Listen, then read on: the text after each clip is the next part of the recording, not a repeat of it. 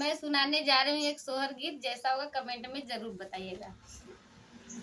बनवा अइसन धन पातर कुसुम अइसन सुंदर कुसुम अइसन सुंदर हो सखी भाभी के भइलन होरिलवा बड़ा सुंदर हो सखिया भाभी के भइलन होरिलवा बड़ा सुंदर हो।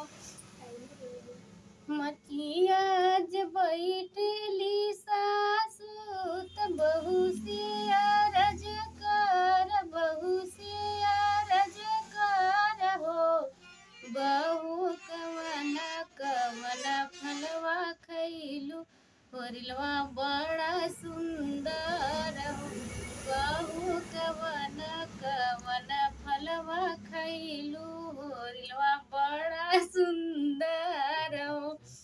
खैली माया मवाई मिलिया कैच फल केरावन कैच फल केरावन हो सासु छिली छिली खैली नरियरवा होरिलवा बड़ा सुंदर हो सासु छिली छिली खैली नरियरवा होरिलवा बड़ा सुंदर हो।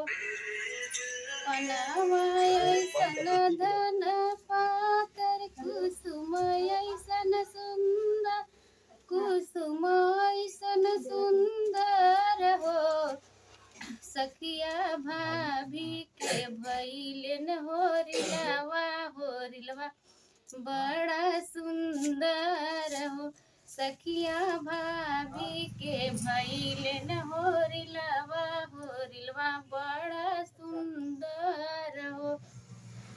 ससुरे से अवलिन ननदिया त भौजी से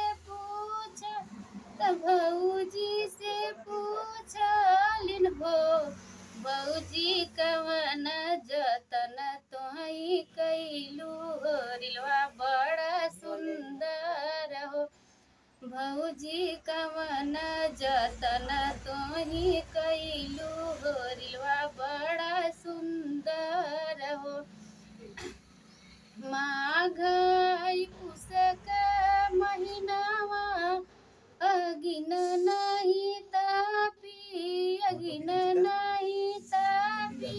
लहो ननदो भोरही सूरज गोड़वा लगली होरिलवा बड़ा सुंदर हो ननदो भोरही सूरज गोड़वा लगली होरिलवा बड़ा सुंदर हो।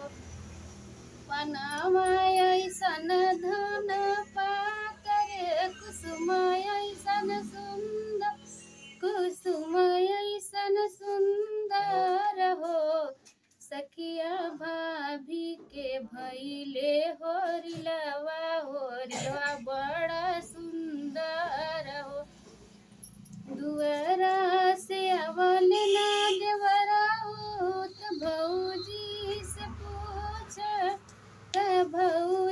से पूछलन हो भौजी कवन के करे से जरिया तुहई सुतलू होरिलवा बड़ा सुंदर हो सुतली हम सैया जी के गोदिया राजा के से